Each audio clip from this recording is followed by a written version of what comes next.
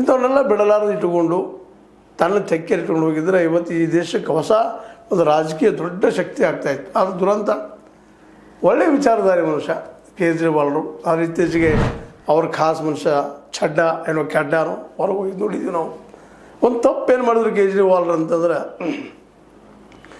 ದುಡ್ಡು ಅವಶ್ಯದ ಇವತ್ತು ರಾಜಕೀಯಕ್ಕೆ, ದುಡ್ಡಿದ್ದು ಯಾವ್ದು ನಡೆದಿಲ್ಲ ಅನ್ನೋದು ಅಷ್ಟು ಸತ್ಯದ. ಆ ಕಾರಣಕ್ಕೋ ಮತ್ತಾವ ಕಾರಣಕ್ಕೋ ಈ ಆಮ್ ಆದ್ಮೇಲೆ ಈ ಕಾರ್ಪೊರೇಟ್ ಜನರನ್ನು ಈಗ ಮನೆ ನೋಡ್ರಿ ನೀವು, 10 ಜನರಲ್ಲಿ 7 ಜನ ಪಕ್ಷ ಬಿಟ್ಟು ಹೋದರು ಚಡ್ಡಾ ಜೊತೆ. ಅವರು ಯಾರು?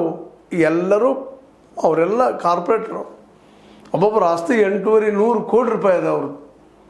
ಇಂಥವ್ರನ್ನ ಒಳಗೆ ತೊಗೊಂಡು ಪಾರ್ಟಿ ಕಟ್ಟಲಿಕ್ಕೆ ನೋಡಿದರು. ದುರಂತ ಇವತ್ತು ನಿಧಾನಕ್ಕೆ ಪಾರ್ಟಿ ಹೊಡೆದು ಬೀಳ್ತಾನೆ ಇದ್ದಾವೆ. ಅದರ ಪ್ರಭಾವ.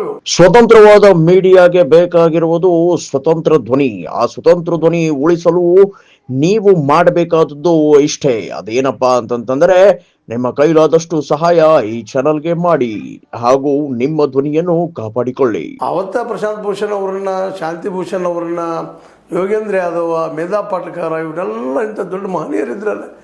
ಇವನ್ ಅಣ್ಣಾ ಹಜಾರೆ ವಿಶ್ವಾಸ ತೊಗೊಳ್ಳೋ ಸಾಧ್ಯತೆ ಇತ್ತು. ಕಿರಣ್ ಬೇಡಿ ಆಗಿರ್ಬೋದು, ಇನ್ನುಳಿದವ್ರು ಆಗಿರ್ಬೋದು. ಅವ್ರನ್ನ ಯಾರನ್ನೂ ವಿಶ್ವಾಸ ತೆಗೆದುಕೊಳ್ಳಾರ್ದ ಕೇಜ್ರಿವಾಲ್ ಏನೋ ತಾವ ತಾವ ಮುಖ್ಯಮಂತ್ರಿ ಆಗಬೇಕು, ತಾವ ಅದರ ಕನ್ವೀನರ್ ಆಗಬೇಕು ಅಂತ ಇಟ್ಕೊಂಡು ತಮ್ಮ ಹಿಡಿದಲ್ಲಿ ಇಟ್ಕೊಳ್ಳಿಕ್ಕೆ ಹೋಗಿ ಪಾರ್ಟಿಯನ್ನು ಸ್ವಲ್ಪ ವೀಕ್ ಮಾಡಿ, ಸ್ವಲ್ಪ ಭಾಳ ವೀಕ್ ಮಾಡಿದರು. ಈಗ ಒದ್ದಾಡ್ತಾ ಇದ್ದಾರೆ.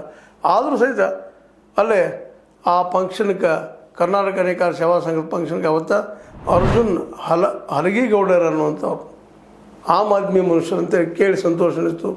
ಒಳ್ಳೆಯ ಓದುಗರು, ತಿಳುವಳಿಕೆ ಇದ್ದಂಥವ್ರು. ಅದರಲ್ಲಿ ವಿಶೇಷವಾಗಿ ಓದಿಕೊಂಡಂಥ ಜನ ಸೇರ್ಕೊಳ್ತಾ ಇರೋದು ಮಧ್ಯಮ ವರ್ಗದವರು, ಮೇಲ್ಮಧ್ಯಮ ವರ್ಗದವರು ಸೇರ್ತಾ ಇರೋದು ಒಪ್ಪುವಂಥ ವಿಷಯ. ಆದರೂ ಸಹಿತ ಇವತ್ತು ನೇಕಾರ ಮಟ್ಟಕ್ಕೆ, ಅದೇ ಕಾಲಕ್ಕೆ ರೈತರ ಮಟ್ಟಕ್ಕೆ ನಿಧಾನಕ್ಕೆ ಇಳಿತಾ ಅವ್ರ ಸಮೀಪ ಹೋಗ್ತಾ ಇರೋದು ಮಾತ್ರ ಒಂದು ಸಮಾಧಾನದ ವಿಷಯ. ಆದರೆ ಒಂದು ತಿಳ್ಕೊಬೇಕಾಗಿದೆ ಏನಪ್ಪ ಅಂದ್ರೆ, ಆಮ್ ಆದ್ಮಿ ಇವತ್ತು ಅದು ಆಮ್ ಆದ್ಮಿಯರ ಪಕ್ಷ ಆಗಿ, ಶ್ರೀಸಾಮಾನ್ಯನ ಪಕ್ಷ ಆಗಿ ಉಳಿದ್ರೆ ಅದು ದೊಡ್ಡ ಭವಿಷ್ಯದ ರೈತರ ಸಮಸ್ಯೆ ಮತ್ತು ನೇಕಾರ ಸಮಸ್ಯೆಗಳನ್ನು ತೆಗೆದು ಹೋರಾಟ ಮಾಡುವಂಥದ್ದು, ಪರಿಹಾರ ಕೊಡುವಂಥದ್ದು, ತಮ್ಮದೇ ಆದ ಸರ್ಕಾರ ಅಂತವರು ಪ್ರಯತ್ನ ಮಾಡುವಂಥದ್ದು ಒಳ್ಳೆಯ ವಿಚಾರಗಳು.